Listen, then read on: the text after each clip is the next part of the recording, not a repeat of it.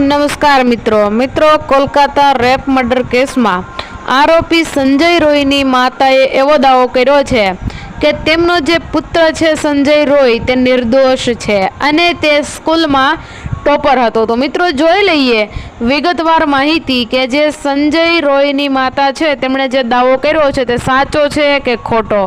તો ચાલો મિત્રો જોઈ લઈએ આ દાવા વિશે, તો જોડાયેલા રહેજો। સંજય રોય પર 9 ઓગસ્ટના રોજ કોલકાતામાં આરજી કાર મેડિકલ કોલેજ અને હોસ્પિટલના સેમિનાર હોલમાં તાલીમાર્થી ડૉક્ટર પર બળાત્કાર અને હત્યા કરવાનો આરોપ છે।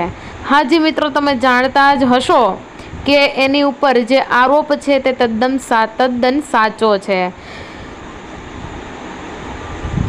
અને કોલકાતાની આરજી કાર મેડિકલ કોલેજ અને હોસ્પિટલના જુનિયર ડૉક્ટર પર બળાત્કાર અને હત્યાના કેસમાં મુખ્ય આરોપી સંજય રોય નિર્દોષ છે એમ તેની માતાએ દાવો કર્યો છે। એક મુલાકાતમાં તેણીએ કહ્યું કે જો તેણીની સાથે વધુ કડક હોત તો આ ઘટનાને અટકાવી શકાય હોત। જો હું વધુ કડક હોત તો આ ઘટના ન બની હોત। તેના પિતા ખૂબ જ કડક હતા, પરંતુ તેણીએ તેમની પૂજા કરી। મારા પતિના મૃત્યુ સાથે બધું ખોટું થઈ ગયું છે।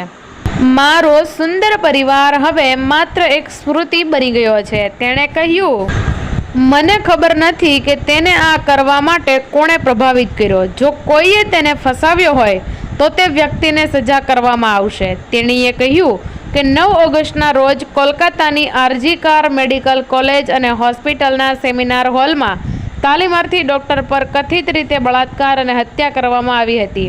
ગુનાના એક દિવસ બાદ સંજય રોયની ધરપકડ કરવામાં આવી હતી। તે ગુનાના અંદાજિત સમયની આસપાસ બિલ્ડિંગમાં પ્રવેશતો જોવા મળ્યો હતો અને તેના બ્લૂટૂથ હેડફોન ગુનાના સ્થળની નજીકથી મળી આવ્યા હતા।